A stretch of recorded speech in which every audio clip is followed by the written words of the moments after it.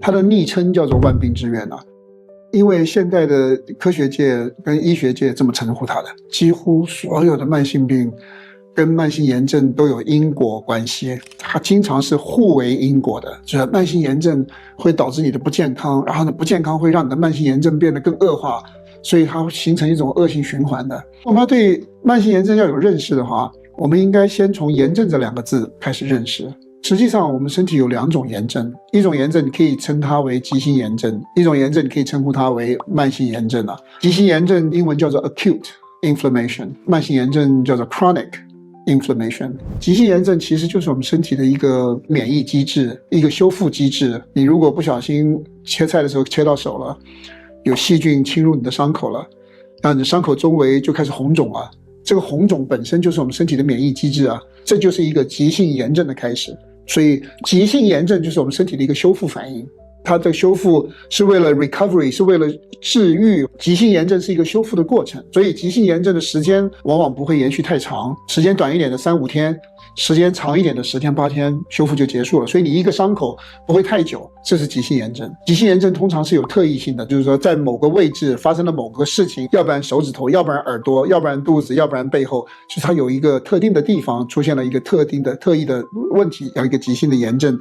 来修复了，来处理了。慢性炎症是没有特异性的，慢性炎症它潜藏在我们的每一个细胞里面的。为什么我们的身体可以有慢性炎症？慢性炎症几乎困扰的所有的人呢，表示说人的基因里面就是有慢性炎症的基因的。 Why？ 为什么？这是源头啊。如果你没有了解慢性炎症的源头的话，你就找不到问题的根源所在了。 Nature Wants Us to Be Fat 那本书啊，还有探讨到这个题目。在1500万年1700万年以前，那个还不叫人类的祖先了，还是一个像猴子一样形状的动物啊，他们全部吃野生水果的，他们生存也受到了严重的挑战，因为气候的变化的关系，所以他们有的时候没有东西可以吃，他们也要经过长时间断食的考验的，所以他们有东西可以吃的时候，他们需要能够吃很多的野生水果。在那个时候也出现了严重的筛选了，就你身体有储存脂肪能力的，存活的机会就比较高，身体没有储存脂肪能力的，存活的可能性就比较低。这些物种啊出现严重淘汰的时候，其中有一个很重要的条件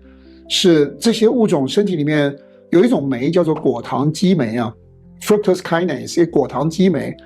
如果你身体里面没有果糖激酶的话，你吃大量的果糖进去，你不会变胖，你不会有引起炎症，你不会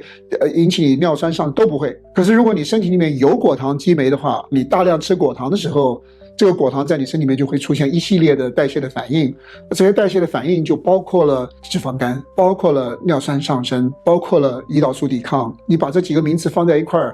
就是炎症啊。但是呢，在那个年代是透过这些机制，我们因为胰岛素抵抗使得我变胖了。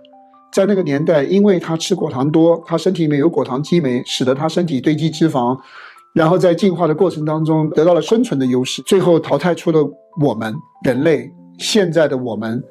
绝大多数的人身体里面是有果糖激酶的，有极少数的人，大概不到1%的人呢，身体里面是没有果糖激酶的。他随便怎么吃高糖食物，随便怎么吃糖，他活得好好的，什么毛病都没有，他也没有代谢综合症，他也没有胰岛素抵抗，他血压也不高，他也不会长胖，他身上都是肌肉，精瘦的。根据书本里面告诉我们的，概率比较高的是他身体里面没有果糖激酶。那我为什么要把这个果糖激酶拿出来说呢？因为这个是炎症的源头啊，我们的基因里面就带着可以出现炎症的这个源头。这种炎症呢是进化的需要，在现在这个年代，丰衣足食的年代，这种炎症的这种进化的优势显然变成我们健康的负担了，所以这个是炎症的源头。但是慢性炎症究竟是什么？我们刚刚前面提到了，你出现一个急性炎症，10天8天以后，身体修复完了以后，它就结束了。它这个整个过程，它其实是有一个开启的过程跟一个关闭的过程的。我们身体开启急性炎症呢，是需要 Omega-6 的帮助的，才能够把炎症修复开启啊。那修复结束了以后，Omega-3 会帮助我们把这个急性炎症的开关给它关掉，这个修复的过程就结束了，这个急性炎症就结束了。现在这个年代呢，我们的饮食结构失去平衡了，在我们的饮食里面有非常非常多的 Omega-6。如果你喜欢，你家里面做菜用玉米油、大豆油啦，你用葵花籽油啦，你用花生油啦，这些油脂里面 Omega-6 非常非常的高啊，而且都是精炼的。所以如果你叫外卖到餐厅去吃饭，精加工食品用的都是这些油。所以 Omega-6 大量的进入了我们的食物里面，可是 Omega-3 呢，在我们食物里面几乎接近找不到了。过去的人食物里面他们的 Omega-3 来自于天然原生态的食物，比方说野生的鱼啊，比方说满山遍野跑的鸡啊，比方说吃草的牛、吃草的猪，他们身体里面有丰富的 Omega-3。以前的人没有那些精炼的植物油，以前的人吃的这些肉啊、鱼啊都是原生态的，所以他们的食物里面 Omega-3 跟 Omega-6 很轻易的可以得到平衡的。可是我们现在的食物里面，我们吃的食用油富含 Omega-6 百分比非常高，然后呢，我们现在吃的食物里面 Omega-3 几乎就不见了。我们每天都遇到各种各样不同的东西在攻击我们的，各种细菌、各种病毒，我们每天都有急性炎症的需求。因为有 Omega-6，所以我们身体可以不停的把急性炎症的开关打开，帮助我们修复。可是每一个修复结束的时候，我们身体都缺少 Omega-3 来把这个开关给关掉。那结果是什么呢？结果就是开关一直开，然后关不掉。当你的开关通通开着不关的时候，急性火已经没有了，而这个防御机制始终在工作，它就转变成慢性火了。它就潜藏到你的细胞底下，它变成没有特异性的了。本来是为了修复你被蚊虫咬伤，现在没有了，现在到你的细胞里面去，潜藏在你的细胞里面继续工作。可是它的敌人在哪里呢？它没有敌人可以攻击了，但是它的工作继续啊，它转过头来攻击我们自己的身体了。最早攻击我们身体的部位呢，就是我们身体的结缔组织了。而结缔组织最多的、最明显的就是在我们关节的部位啊。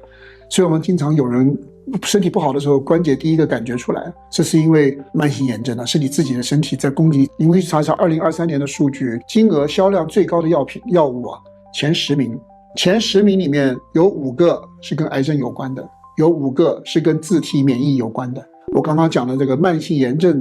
就是一个自体免疫过剩的问题。往往你听到人家说这个是自体免疫的毛病，它的含义就是